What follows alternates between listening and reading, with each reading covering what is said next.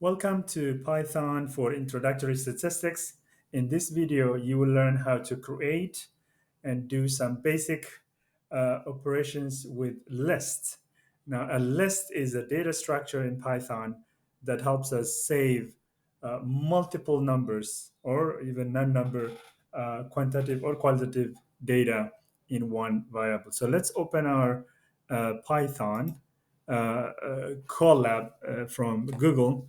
So I'm going to go ahead and use this, or we can open a new one as well. So we can do File, New, and here I'm going to start by giving an example.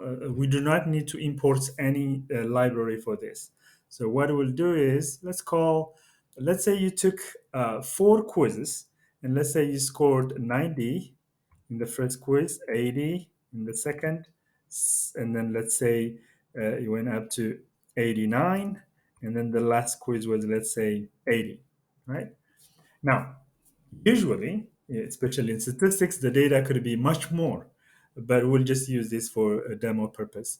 So the first thing we're going to do is when we save list, they're called Python lists, they're data structures, data set, we are going to first give it a name. So in this case, we're going to use, let's say, x, okay, is equal to, and then we use the open bracket and we finish it by close bracket.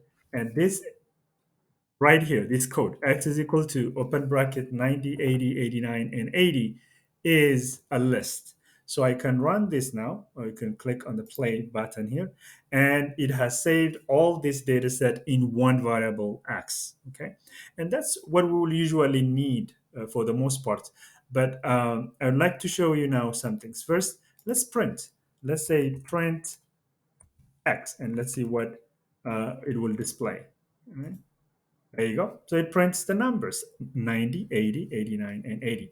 Now, what about if we want to know, let's say if this was hundreds and hundreds, let's say you want to know what's the last number on the list or what's the first number on the list.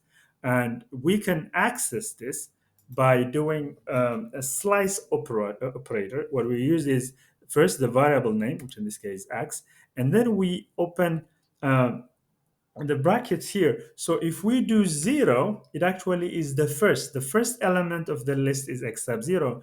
If we run this, it will go to the list and print the first one, which is 90. Obviously, the second is 1, and then 2 and 3 and so on. Now, so in this case, if I do x and then from, let's say, uh, 3, it's not the third, it's the fourth one. So don't forget, Python starts from 0. It doesn't start counting from 1. Now, there are few functions that are very helpful, especially later you will see when we do some basic statistics. The first one that we're going to do is, what if, let's say, this number was so many that it wasn't easy to do by hand? Let's say you want to sort them from the smallest to the highest. Well, there is a function for that. So you start with the variable name and then dot and then sorts, and then you have an open and closed parenthesis, nothing on it. Now, if we run this, it will just sort the data, but it wouldn't display it. It didn't ask it to be displayed. So right now we can ask to print x. So now print x. Now notice what happened from the first x and the last x. Now this one, it started with the smallest 80, 80, 89, and 90, whereas earlier x was from 90 to 80, 89, 80. So sort, as you'd have expected it, it goes from smallest to highest. What about if we wanted to, let's say, do the opposite from start from the largest number? In that case, we use something called reverse. All right. So notice, by the way, it gives you a hint what you're trying to write. This is from Google. So there's Google reverse. And again, if you, no, we don't need 0. It's an empty parenthesis. There is no input. And if you do this, it has already reversed it. You cannot see it because we haven't asked to print it. So now if we say print x, actually, even if we didn't say print, if we just type x by itself on a code and run it, it will list now. Look, it started from the largest to the smallest. Let's do 1 and then we'll end there.